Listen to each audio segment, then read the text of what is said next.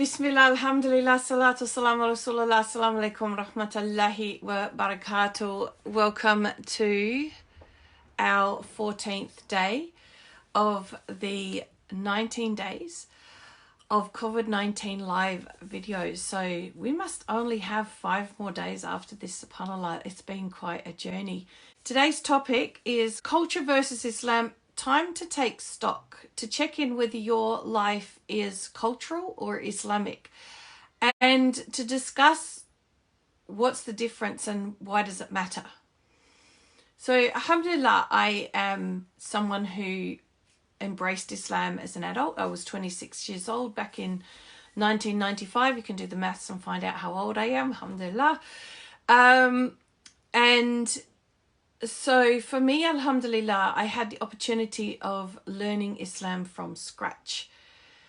So certainly there were certain cultural influences, because for those of us who embrace Islam, we do get the cultural influences of the people, the family that we marry into. But when it comes to learning about our religion, we tend to learn from scratch rather than inherit the religion. And the reason I am picking now to talk about this topic is because, alhamdulillah, being in lockdown, everyone is fairly socially isolated from extended family and working as their own family unit. And so it's an opportunity to take stock where there isn't the usual family gatherings or influence, where a lot of cultural practices have come from. So it's a time when there is an opportunity to really reflect and ask this question, what about the things that I do are cultural practices versus Islamic practices? And one of the things that I have learned from different teachers, the first one is that absolutely it's fine for us to have cultural practices as long as they're not religious practices. So it's okay for us to have, for instance, maybe family traditions of going on a picnic on a particular day or something like that, as being a way of the family staying connected. It's quite okay to participate in cultural events that are part of our society that we live in, as long as they're not religious events, as long as they don't have a form of worship as a part of it. So that's one of the rules, and makes complete sense, because of course we have different cultures across the globe, and it's not that culture is a problem. The problem comes in where the cultural practice has an element of worship in it, and how that works in terms of worshipping Allah, and whether it goes against what we know about worshipping Allah. So several days back I talked about making everything an act of worship 24/7, and that there were 2 criteria in order for it to be an act of worship. One was intention, being for the sake of Allah, and the second being doing it in a manner that is pleasing to Allah. Which leads me into the second lesson that I learned from a different teacher of mine, where we were taught that acts of worship, when it comes to worshipping Allah, anything that is said to be done at a particular time, in a particular way, for a particular reason, anything that has specifics around it as an act of worship has to have evidence from the Quran or the Sunnah or from the Hadith to back it up. That there will be something that says that this is the way you do this at this specific time for this specific reason. So the acts of worship where it said specific time, specific reason, then there has to be evidence. Other acts of worship, which are just things that we do because we want to please Allah, doesn't have specifics to it, these are completely fine. We don't need evidence to support them. What we do need, though, is to make sure that firstly our intentions are for Allah, and second that what we're doing is pleasing to Allah. So the cultural versus Islam, I'm really talking about the cultural practices which are being taken as Islamic practices that have specifics. So the example I'm going to give today, and I'm still very open for anyone to provide for me the evidence to support this, but we've recently had one of those moments, and that's the 15th of Shaban. So for many, many years, I have researched in English everything I can find to find any Quranic or Hadith reference that actually tells us that there are specific things to do on the 15th of Shaban. Not saying that Shaban isn't a holy month and that fasting that day, if you were fasting the white days, or if it was a Monday or Thursday, there's a whole lot of reasons why we might do things on the 15th of Shaban. But if we're specifically picking out the 15th of Shaban to do specific acts of worship, we need to have evidence to support it. And I've called out for years now, probably 15 odd plus years, I have asked people who do things specifically on that day to give me the evidence. Because if I get the evidence, I have no argument with it. I've done all the research I possibly can in English, and I haven't found evidence to support specifically doing specific acts of worship. So for instance, there's been a few notifications that came across my desk or my desktop, my screen, that said, certain verses of the Quran need to be recited and we need to do this certain du'as. And so that's where there has to be evidence to support it. When it says there are certain things that we need to do at certain times, it's that specific nature of it, right? And so the concern is that if we are doing things that are based on some sort of practice that's been made up by someone, and then we've turned it into something that everybody is doing on a specific day for a specific reason in a specific way, then it's not going to be something that comes under the banner of pleasing to Allah, because it wasn't something that Allah subhanahu wa ta'ala actually told us to do. So that's the difference. The difference is the difference between acts of worship, which are just random things that we do for the sake of Allah because we want to please Him, compared to things that have specifics around them.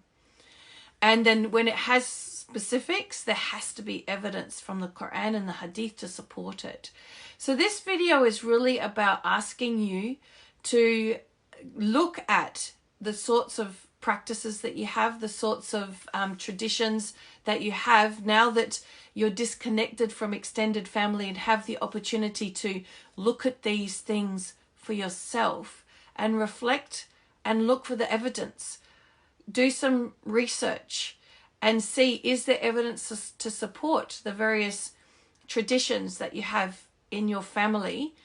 And if not, look at what are the traditions to adopt the Islamic traditions so that we can be moving towards a manner that's more pleasing to Allah, especially with Ramadan coming, and because we're not going to be able to worship Allah in the traditional ways. And now is the time for us to really reflect on, well, what is good for us? What can we do this Ramadan that's going to be pleasing to Allah, that's not going to be creating some kind of practice that might be displeasing, but still, gain us the reward from Allah. So there's lots of scholars out there who have in advance shared with us what they've come up with and what they understand, and what we can do from home, especially, for instance, around Friday prayer. And so I should imagine that the same thing is going to happen with Ramadan. And in fact, I'm going to talk about Ramadan rituals in a few days' time, to be more specific around Ramadan. But before we get to that, this is a chance for reflection, a chance for sitting down and looking at your life and looking at the things that you've inherited from your family background, from your cultural background, and checking in to see, is this a part of Islam, or is this part of culture that I've inherited and adopted? And now is a really good time for me to check it out and really confirm, inshallah, if this is the way I'm meant to be practicing Islam. Is this the most pleasing way I can be for the sake of Allah? It comes down to our intentions. Our intentions are very important in this.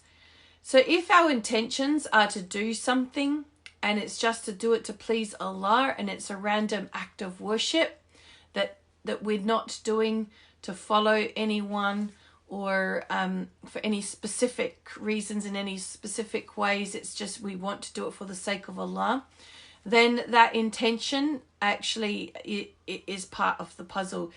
If our intention is we're doing it because this is what my family has always done, or this is what my society, my culture has always done, and I'm just following this, then this is where the concern comes, because that's not coming from a knowledgeable space. That's coming from just a following without wisdom, without concern for really understanding what our religion says about certain things. Yeah, so the key thing is if you're doing something for a certain reason, at a certain time, in a certain place, in a certain way, then these need to have evidence to support them. Do the research. And as I said, I gave the example of the 15th of Shaban. I'm always open if someone has authentic evidence to support what is done on that day in their own language and can translate it to me for English. Happy to hear it. What I've said is for 15 years now, I have put that out there, and so far nobody has produced anything that actually defines the specifics. I've had some general hadiths that talk about it being a good day for dua to be answered and things like that, and I'm not sure of the authenticity of it. But there's nothing there with specifics. There's nothing that has said, do this dua. There has nothing that said, recite this verse. None of that. None of the specifics. No one has ever provided me evidence with that, even though I have put it out there over and over and over again. So for me, as somebody who has embraced Islam as an adult, who hasn't come from a specific culture, it's much easier for me. I don't have that influence around me, and I don't have that battle personally to fight against cultural practices.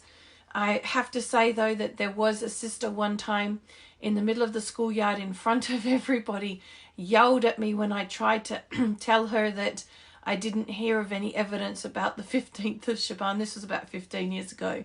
And she just literally yelled me down in front of the whole school about how, why was I questioning this?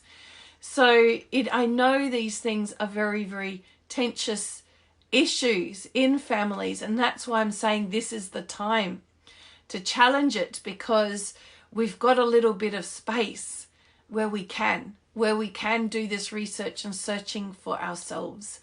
I'm not here, because I'm not a scholar, to tell you what's right and what's wrong. I'm still learning myself. I'm just telling you what my teachers have taught me about how we figure it out, and sharing with you how we figure it out.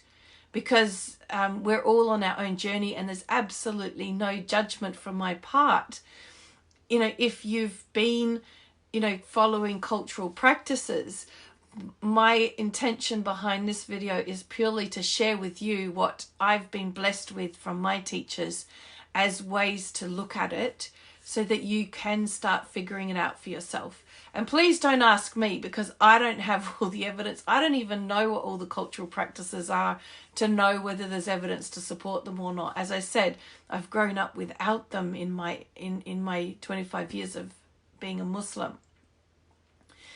So, you know, alhamdulillah, I feel very blessed for that, alhamdulillah.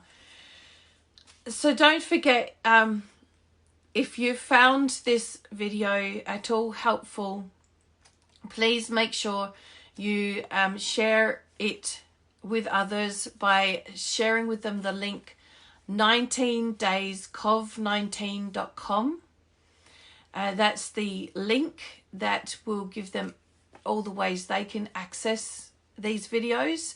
So it's 19dayscov19.com.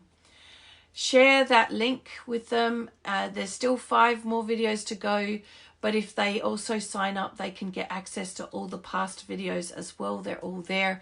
They're in the Facebook group, they're on my YouTube channel, and they all cover so many different topics.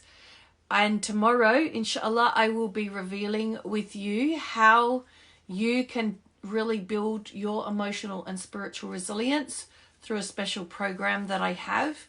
So stay tuned for tomorrow's video, inshallah, day 15, because this was day 14, and where I'm going to share with you at the end of the video what the program is about and how you can join it, inshallah.